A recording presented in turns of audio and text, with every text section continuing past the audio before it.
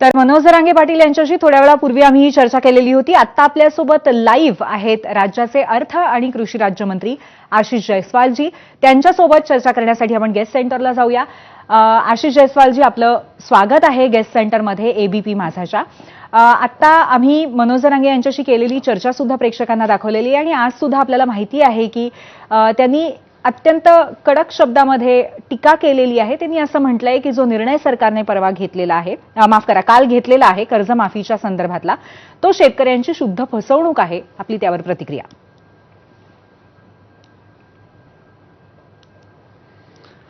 मनोज जरांगे पाटील असं वक्तव्य करून जे शेतकरी आंदोलन काल झालेलं होतं आणि ज्या आंदोलनामध्ये शेतकऱ्यांचे नेते राजू शेट्टी, बच्चू कडू, अजित नवले, वामनराव चटप, तुपकर अशा पद्धतीचे सर्व नेत्यांनी काल सुमारे 3 तास, मी स्वतः त्या बैठकीला उपस्थित होतो, त्या बैठकीमध्ये चर्चा केली आणि चर्चेमध्ये सरकारची भूमिका जी होती ती अतिशय सकारात्मक होती।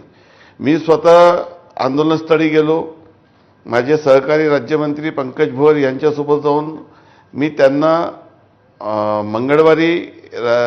बुधवारी विनंती केली। मंगळवारी बैठक आयोजित करण्यात आली होती आणि मी विनंती केल्यानंतर त्यांनी त्या विनंतीला प्रतिसाद दिला। मी मुख्यमंत्री महोदयाशी चर्चा केली आणि चर्चा करून हा पूर्ण शिष्टमंडळ मुंबईला आलं।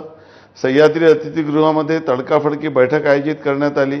राज्याचे सुमारे सर्व सनदी अधिकारी, सर्व विभागाचे किमान 7 मंत्री, 2 राज्यमंत्री त्या बैठकीला उपस्थित होते आणि आपल्याला सर्वांना आणि महाराष्ट्राच्या जनतेला मी ही बाब सांगू इच्छितो की माननीय मुख्यमंत्री महोदय आणि आमच्या सरकारने आम्ही कर्जमाफी करणार नाही अशा पद्धतीची भूमिका कधीच घेतली नाही। तर जे आश्वासन आणि वचनं आम्ही महाराष्ट्राच्या जनतेला निवडणुकीच्या दरम्यान दिले आहे ते सर्व वचनं आम्ही पाडू अशा पद्धतीचं आम्ही वक्तव्य माननीय मुख्यमंत्री महोदय आणि दोन्ही उपमुख्यमंत्र्यांनी महोदयांनी केलं होतं।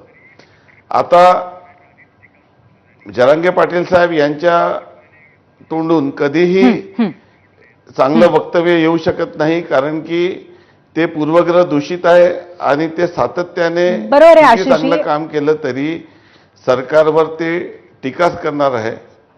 दुसरा महत्त्वाचा विषय की ते वारंवार असं बोलत होते की आम्ही निवडून दिलं, आम्ही निवडून दिलं। त्यांनी नाही निवडून दिलं, त्यांनी विरोध केला होता सरकारला, जनतेने निवडून दिलं हे त्यांना कदाचित याचा विसर पडलाय, हे मी पुन्हा एकदा आपल्या लक्षात आणून देऊ इच्छितो।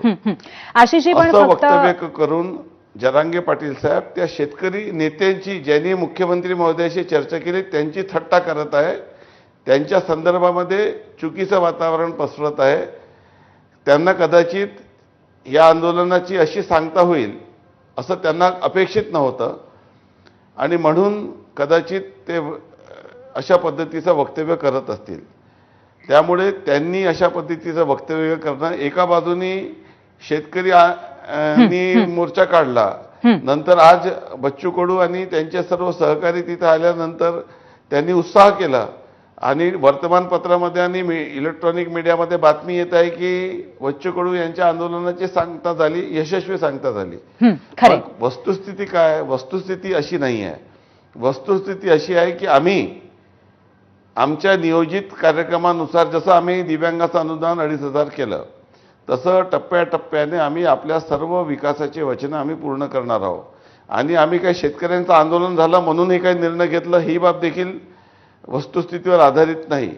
तर आम्ही पूर्वीच सांगितलं होतं की आम्ही कर्जमाफीच्या संदर्भामध्ये सकारात्मक आहोत, परंतु या संदर्भामध्ये कमिटी करण्याचा निर्णय, कारण असं आहे की जेव्हा आम्ही कर्जमाफी करतो, यापूर्वी केंद्र सरकारने कर्जमाफी केली, देवेंद्रजी मुख्यमंत्री असताना कर्जमाफी झाली आणि 2019ला कर्जमाफी झाली। या तिन्ही कर्जमाफीनंतरही शेतकऱ्यांच्या आत्महत्येमध्ये काही प्रमाणामध्ये संख्येमध्ये घट जरी आली असली परंतु आत्महत्या थांबल्या नाही, परंतु कारण की कर्जमाफी करण्यासाठी जे शेतकरी व्यथित आहे, बाधित आहे, त्या